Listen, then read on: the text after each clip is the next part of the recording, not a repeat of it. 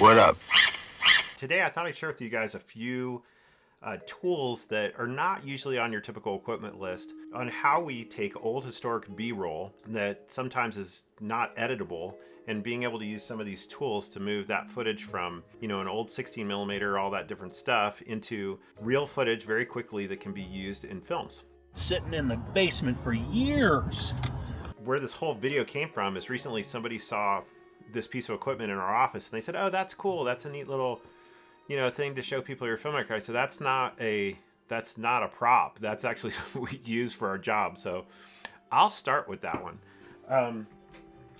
So this is a 8mm, super 8mm projector. So here's how we use this. A lot of times when we're doing our development, we meet with people and they say, well, we have some old footage in some boxes in the attic or in the basement that's, you know, we haven't seen those in 30 or 40 years, but we can give it to you and you can look at it if you want. So they'll send us home with that stuff, or they'll send it through the mail, and literally we put it on this projector and throw it against a white wall and start to review the footage just like we would, you know, anything from our C70s or any of our cinema cameras.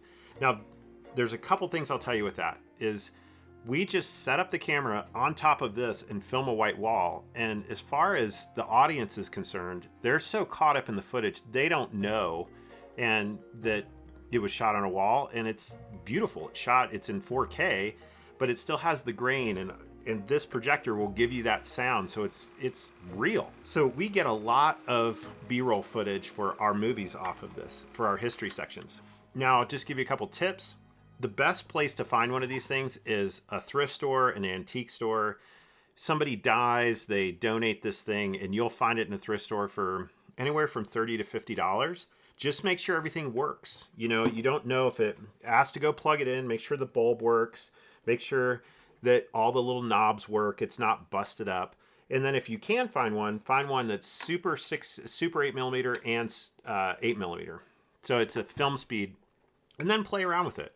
Go find some footage, and then you'll find some old footage if at the same thrift store sometimes, and you can put it on there and find all kinds of cool stuff. So this is not a prop. This is something that'll cost you about $30-50, but I've used this thing more than I can even say, and it's a great tool.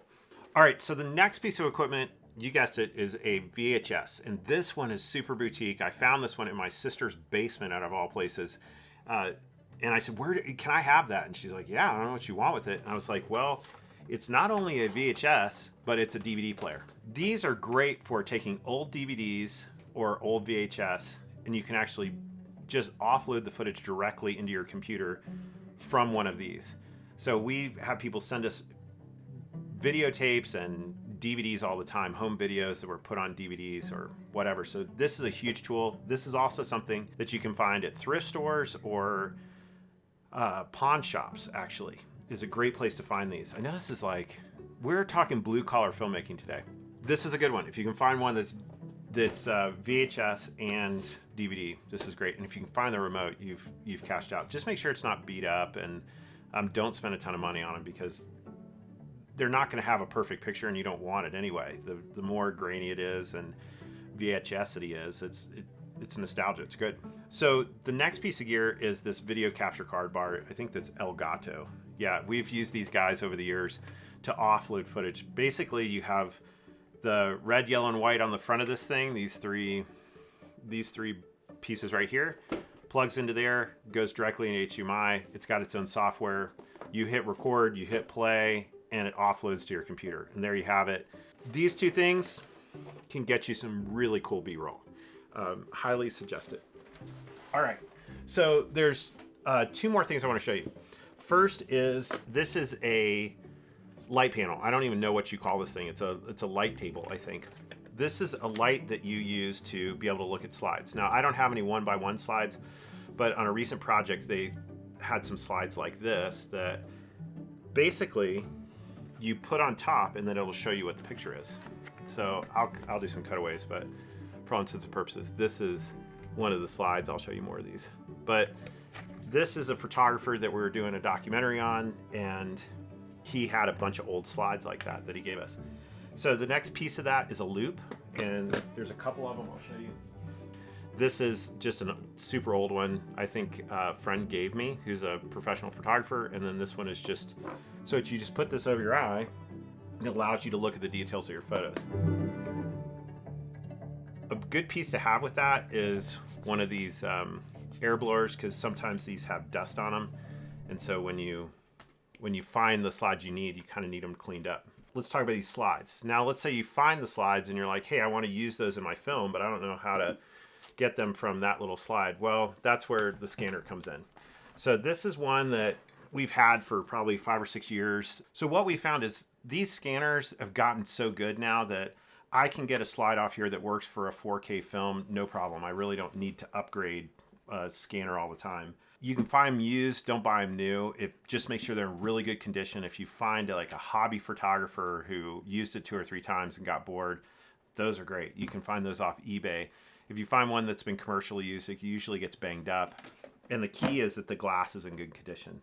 But these are great. You use these to actually slide scan. You put these in, you hit the button, you have software, and then it puts you a high-res digital slide on your computer.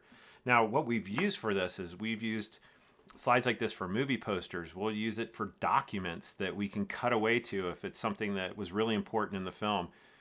This has been priceless.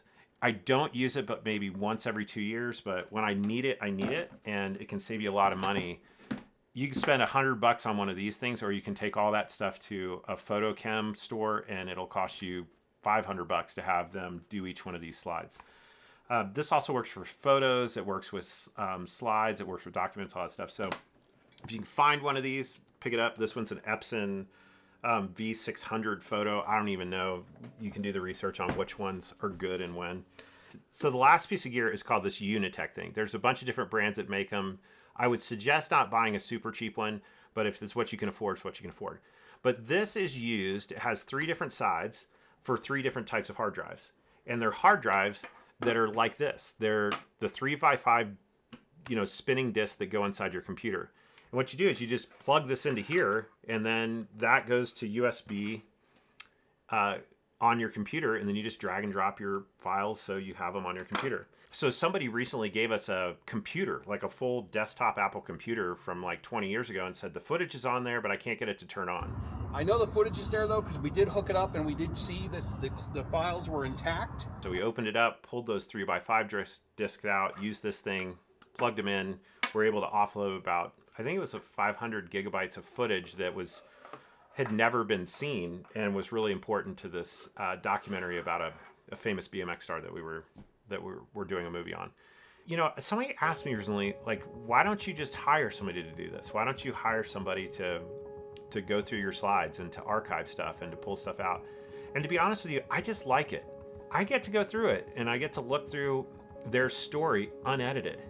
And a lot of the times that's where I kind of figure out who people are, and I get to learn, what motivates them. Who do they love? Why do they love them? I get to see other characters that maybe they haven't told me about, that all of a sudden I can come back and say, I saw this person in a lot of your slides during those years. Who was that? And I've had everything from, well, actually we had another son, but he passed away. And we've had other things where it's like, oh, that's my dad. He ended up teaching me all these things in life that were applicable to the story, whatever it was. But this is a part of the story that I've just kind of learned of documentary filmmaking, and I've just kind of learned to enjoy. You turn on some tunes, the new album, Mumford & Sons' new album is pretty amazing. And you get to just enjoy somebody's story. Hope this is helpful, and I hope you guys are having a great day. I hope this channel's kind of giving you some things and tools that are helping you make better impact documentaries. And have a great day. Like and subscribe and all that stuff, and we'll see you in the next video.